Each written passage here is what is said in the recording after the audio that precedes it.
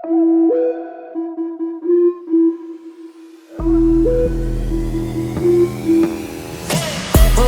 해도 넌 웃지 소개부터 나 해보지 하나라면 넌 no 아무것도 모르면서 그래도 what it want more 전혀 신경 안 써 오히려 I like it but we so nasty 아무것도 필요 없이 모르면 저기 멀리서 so watch us right 나침없이 보여줄게 내가 어떤 나를 믿게 모든 내 것처럼 가고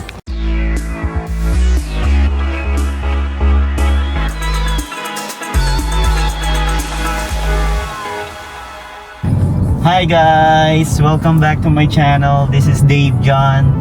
And guys, ngayon papunta tayo sa Terminal 3 sa NAIA. And for today's video guys, pupunta tayo sa South Korea, baby! Hey! So yun guys, actually itong trip na to biglaan lang kasi dapat talaga pupunta kami nung Cherry Blossom Days pa nung bandang April, kaso nga lang yun wala maraming ginagawa, hindi inabot ng schedule natin.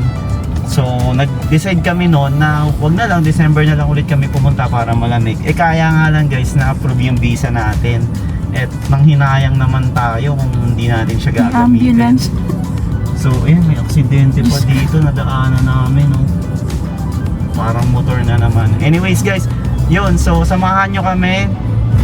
It's gonna be an 8-day trip to South Korea. So first stop natin, pupunta tayong Busan. So explore natin yung beach doon. So tingnan natin kung paano yung summer sa Korea. Tapos pagkatapos noon, mga after 3 days, pupunta kami sa Seoul.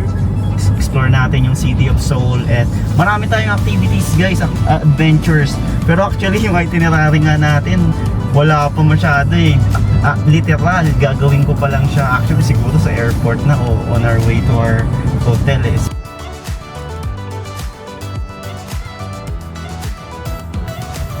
Nagdadrive ako ngayon, papunta na kami sa Terminal 3, 10:30 PM. So 3 AM yung flight natin guys.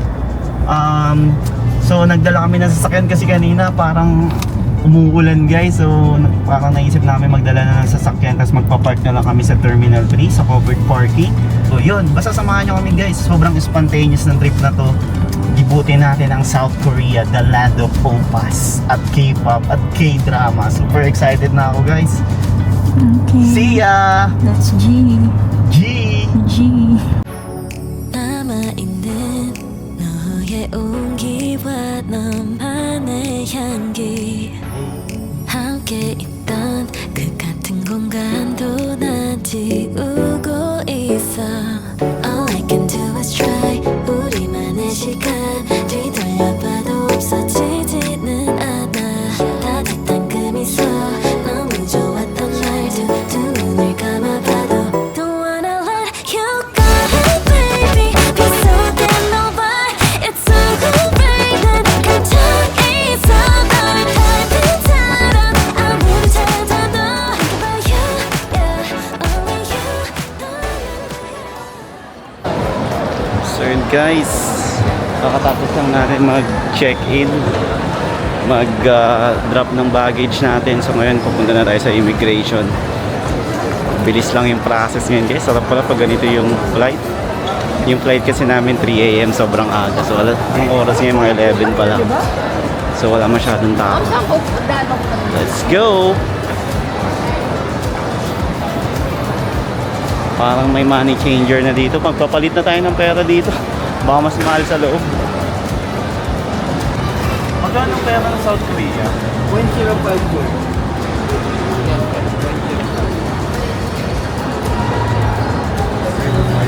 Wait lang Hi. Ubus na po ma'am.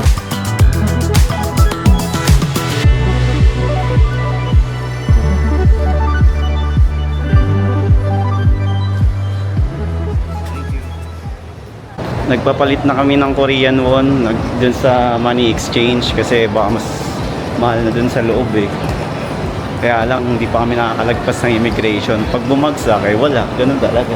Balik na lang yung pera. GG! Guys, dito muna kami sa immigration. Bawal kasi video dito. Wag kayong kukuha ng picture or video dito. Bawal. Hi guys, so yun, grabe, nandito kami sa Terminal 3 ngayon, nag-aantay lang kami ng flight namin, sobrang aga pa, kasi alas 12 pa lang, tapos yung flight namin 3 AM, so 3 hours pa kami mag-aantay. Yun, ang bilis lang kasi ng process guys, yung allowance namin usually pag pumunta kami sa airport, 3 to 4 hours. Pero ngayon, walang tao, ewan mo ba't wala, dahil siguro sa season, tag-ulan na ba or what? Pero walang tao, sobrang bilis ng process sa check-in, sa drop-off ng baggage, sa immigration, at sin wala sigurong 15 to 20 minutes tapos na lahat, tapos nakapagpalit na rin kami ng pera. So yun, pero it's better early than late, diba? Tama ba yung English ko? So tambay-tambay muna kami kasi nakaka-antok na.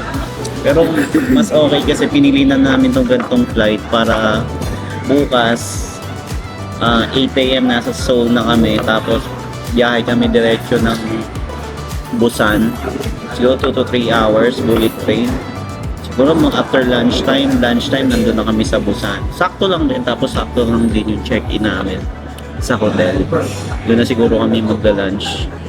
So yun guys, samahan nyo kami, marami tayong adventure sa South Korea. Thank you so much for following me on my adventure. Lagi lang kayo nandyan guys, libre gala. Akong bahala. 남아있는 너의 온기와 너만의 향기 함께 있던 그 같은 공간도 난 지우고 있어 All I can do is try 우리만의 시간 뒤돌려봐도 없어지지는 않아 따뜻한 그 미소 너무 좋았던 Don't wanna let you go, baby. It's so damn nobody.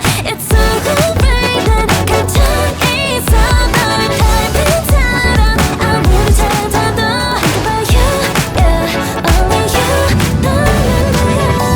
맘 붙잡아봐 one more last time. 바람이 불어와 모두 버리기에 그 우주들 기억해봐. 영원히 기다려줄게. 차가워지는 너의 마음 상처만 남긴 너만 보면 먼저 말하고 싶은 내 goodbye 길을 잃어 어쩔 수가 없어 그만하고 싶어도 난 All I can do is try 우리만의 시간 뒤돌려봐도 없어지지는 않아 따뜻한 그 미소 너무 좋았던 말투 두 눈을 감아 Guys, nandito na tayo sa Incheon Airport. Finally! South Korea, baby! So, ito guys. Papasok na tayo sa arrival. Grabe, ang ganda ng Incheon Airport guys. Naalala ko dito yung Changi Airport eh. Pero alam ko ito yung third best airport in the world. Number 1 yung sa Hamad, number 2 yung Changi. Tapos ito, number 3, Incheon Airport. Guys, nandito na tayo. Sakay na tayo ng train.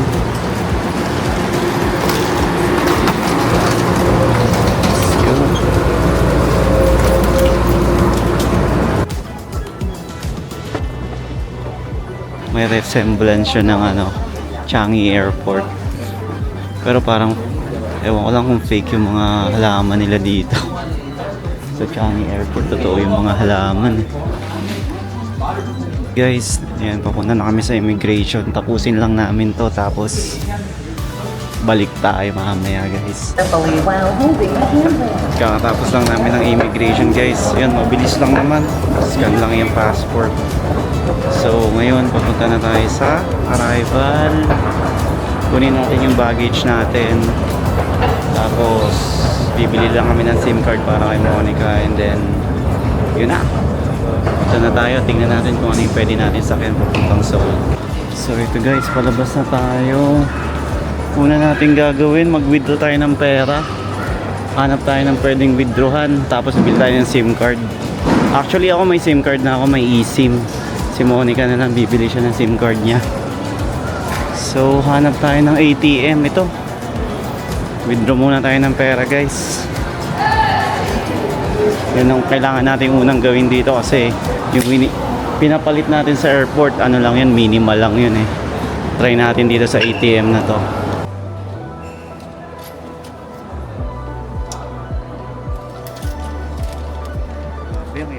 So ayan guys, bumili si Monica ng SIM card. eSIM na rin yung binili niya para mas madali. Actually guys, mas maganda yung eSIM kasi kahit hindi mo natanggalin yung ano mo, original SIM card mo or primary SIM card mo, para kung sakaling kailangan mo ng OTP sa mga transactions mo pag nag-abroad ka, mas okay kasi makaka-receive ka ng OTP. Ayusin lang natin to guys. Ito na yung SIM card na binili namin, oh. So pulang muna tayo dito. So yun guys, tapos na tayo bumili ng SIM card. Activate na rin, may internet na tayo. Next stop natin, syempre, tingnan natin kung saan tayo pwede sumakay papuntang Seoul. So yun guys, parang maze tong ano eh, Incheon Airport. Laki. So ngayon nahanap namin yung AREX. Yun yung fastest way para makapunta agad kami sa Seoul Station. And then from Seoul Station, doon na kami sasakay ng Pabusan. So ayun, bibili muna tayo ng ticket. Hindi na kasi kami nag-book sa Klook ng ticket ng express train kasi hindi kami sure kung anong oras kami darating dito. Madali lang naman siguro bumili ng ticket. So ayan, tara guys, ayan o, next train 9:28. Let's go. So ayan guys, nakabili na tayo ng ano, ticket natin, AREX or Airport Express. So 9:48 yung alis, 9:41 na. 7 minutes lang. Pero ito lang naman nata eh, hindi na tayo lalakad or tatakbo pa. O ito na nga. So yun, chill lang tayo guys. 30 minutes lang ata, nasa Seoul na tayo dito. Tingnan natin. So yun guys, car number 5 tayo, and then 9B. So dito tayo mag-aantay. Ganda ng songs nila dito. K-pop agad eh.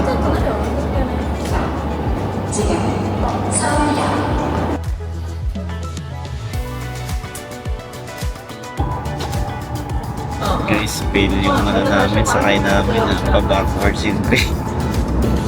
Nakahilo. Pakakagay na lang, tapos paglabas grabe, pabalik kami, oh. Nakahilo, wala pa naman kami tulog. Ano na guys, okay na yun. Hanggang dito, sikat na sikat yung Queen of Tears.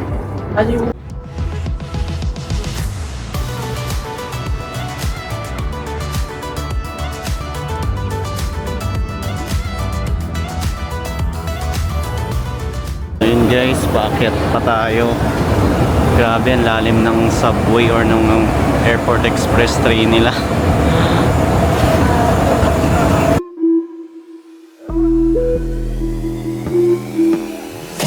보기만 해도 넌 웃지 소개부터 날 해보지 하나는 넌 no no 아무것도 모르면서 그래도 원해 more more Grabe, si Park Seo-joon agad yun nasa billboard, oh. Hi guys, finally we are in Seoul! Yay! Guys, nakarating din kami dito sa Seoul. So ayan, puro K-pop na, puro aesthetic na yung mga tao dito. So yan, pasilip lang natin yung Seoul kasi hindi pa tayo dito. So babalik tayo sa loob ng Seoul Station kasi sasakay tayo ng KTX. Tingnan natin kung ano available na alis papuntang Busan. Pero ngayon naghahanap kasi kami ng kakainan, nagugutom kami. Hindi kami kumain sa plane eh. So tara guys, samahan nyo kami, hanap ng tayo food trip. Bye Seoul! Guys, nandito na tayo sa Seoul Station at ang laki niya. Grabe, nakakaligaw. So galing kami ng 4 floors from the basement. So ayan yung schedule, KTX, antayin natin yung Busan.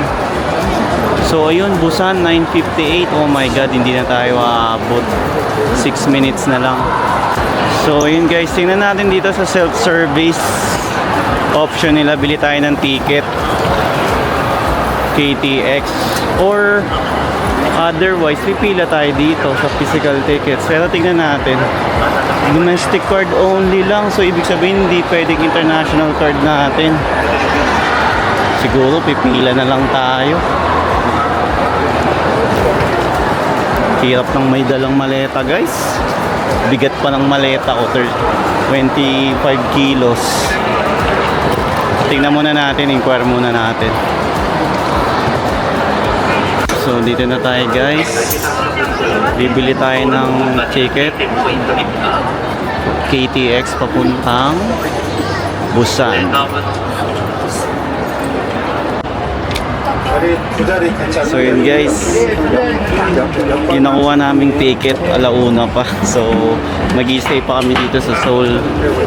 Tapos dating namin sa Busan mga ano pa, alas 4 no. Tapos yung pamasahe na binayaran namin 119,000 won.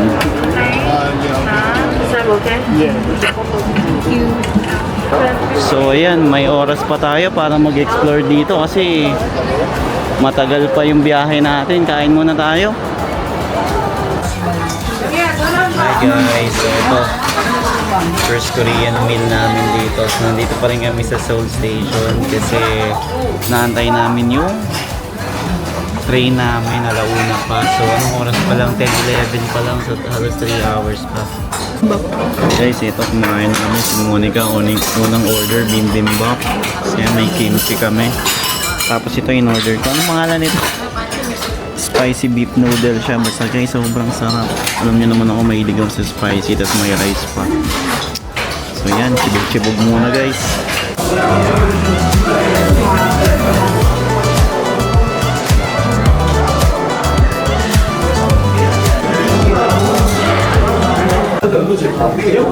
Guys, tumambay muna tayo dito sa coffee shop. Tagal pa ng train natin. Alauna pa. So ito, coffee milk tea pala tayo. Coffee milk tea muna tayo guys. Tagal natin. Standby mode. Guys, nag-milk tea ako. Parang ano lang to eh, ordinary milk tea nila. Pero sobrang sarap. Grabe, 10 out of 10. Parang ito atang ano, mas masarap pa to sa I Love Milk Tea.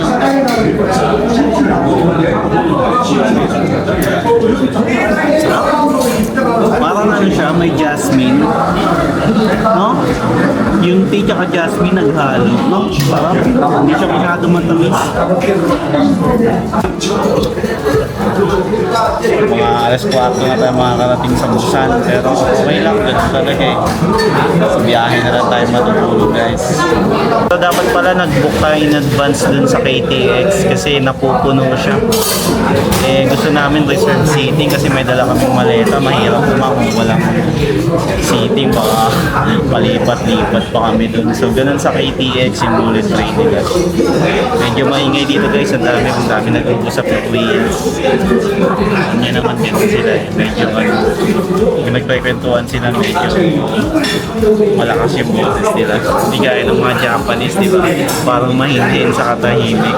Kaya yung mga Koreans talagang very passionate sila pag nag-uusap sila.